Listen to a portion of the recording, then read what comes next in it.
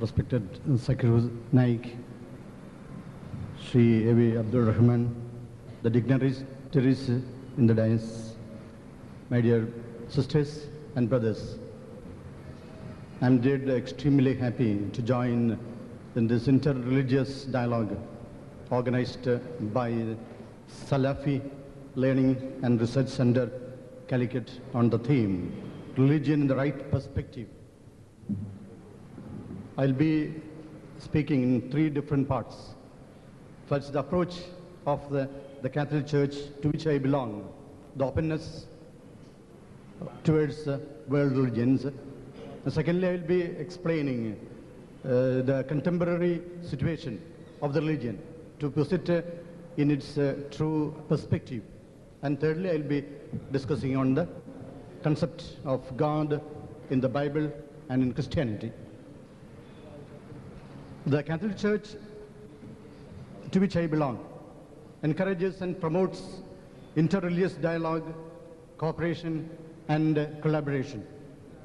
The official teaching authority of the Church promulgated a declaration on the relation of the Church to the world religions in the Second Vatican Ecumenical Council held in Rome in 1965, in which the Church opened the new frontiers in the ecumenical and inter-religious dialogue. We have a pontifical council for dialogue with world religions in Vatican, which encourages in-depth study of the world religions and is in constant contact with the leaders of world religions, especially Judaism, Islam, Hinduism, Buddhism. The official declaration on the relation of the Church to the world religions at the very outset explain the origin and the purpose of religion. I quote, "Men look to the different religions for an answer to the unsolved riddles of human existence. The problems that weigh heavily on the hearts of men and women are the same today and in the ages past. What is man?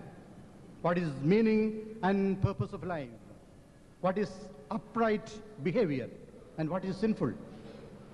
Where does pain and suffering originate, and what end does it serve? How can genuine happiness be found? What happens at death? What is judgment? What reward follows death? And finally, what is the ultimate mystery beyond the human explanation, which embraces our entire existence, from which we take our origin and towards which we tend?" The world religions endeavor, by way of well-defined concepts and exact language, to answer these questions. Then the declaration summarizes the teachings of major world religions, and I would like to pinpoint only on Hinduism and Islam. I quote again, "In Hinduism, men and women, of course, explore the divine mystery and express it both in the limitless riches of myths," and our Swamiji already explained, the Idihasas, Puranas, and accurately defined insights of philosophy, the Vedas, the Upanishads, and so on. Various categories of religions already explained by Swamiji. The followers of Hinduism seek release, moksha, from the trials of this present life by ascetical practices, the yamas, the niyamas, by profound meditation, dhyana, nididhyasana, the jnana marga, and recourse to God in confidence and love, the bhakti marga and the karma marga. The Church has a high regard for the Muslim brethren. They worship God who is one, living and subsistent, merciful and almighty, creator of heaven and earth, who has spoken to men through Nabis, to prophets, Adam, Nuh, Ibrahim, Yaqub, Yusuf, Musa, Dawood, Sulaiman, Yunus, Isa Nabi, Muhammad Nabi, and so on. They strive to submit themselves without reserve to the hidden decrees of God, just as Abraham submitted himself to God's plan, to whose faith Muslims eagerly link their own. Although not acknowledging him as God, they venerate Jesus as a prophet, his virgin mother. They also honor and even at times devoutly invoke. Finally, they await the day of judgment and reward of God following the resurrection of the dead. For this reason, they highly esteem an upright life and worship God especially by way of prayer, niskara, alms deeds, zakat, and fasting, especially during Ramzan. However, the Ecumenical Council of Bishops held in Rome admits the stand the Church took against Muslims in the bygone times. Over the centuries, many quarrels and dissensions have arisen between Christians and Muslims. The Sacred Council now pleads with all to forget the past and urges that a sincere effort be made to achieve mutual understanding for the benefit of all men and women. Let them together, Christians and Muslims, and all the believers, preserve and promote peace, liberty, social justice, and moral values. And this against this background of openness and respect of the Church towards world religion, I would like to rethink the role of religion in the right perspective. Basically, religion is the expression of the spiritual experience. Every religion evolves out of an intense experience of the encounter between the divine and human. The breakthrough of the divine spirit into human history finds concrete expression through culturally conditioned factors of human creativity.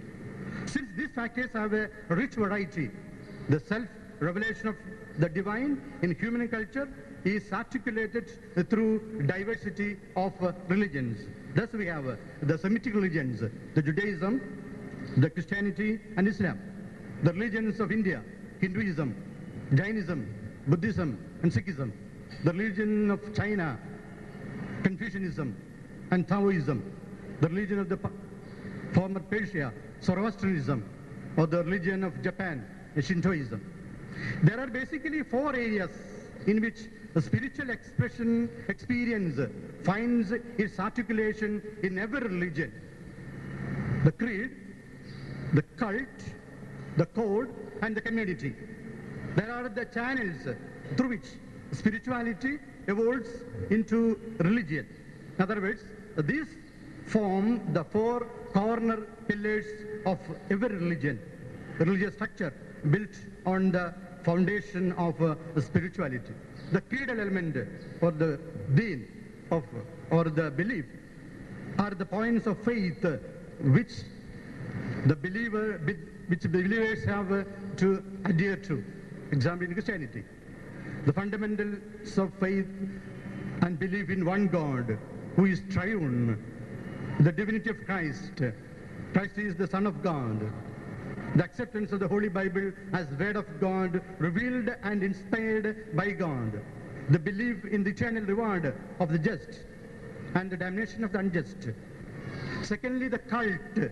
God is worshipped on the basis of grace of the core spiritual experience, which includes prayer, worship, liturgy, a feast, festivals, pilgrimages, and so on. The code describes the ethical norms, the moral and the spiritual values enshrined in the Holy Scriptures, either the Quran or Bhagavad Gita or Vedas or Bible or the Guru Granth Sahib. So we have the Holy Scriptures in response to the demands of the primary God's experience. The love of God, the love of neighbor, unselfishness, forgiveness, compassion, empathy, sharing, respect of human persons, service, sacrifice, and surrenderance, and so on. Fourthly, the community is the social structure through which the believers continue to participate in the experience of the original encounter with the divine. So the believing community needs these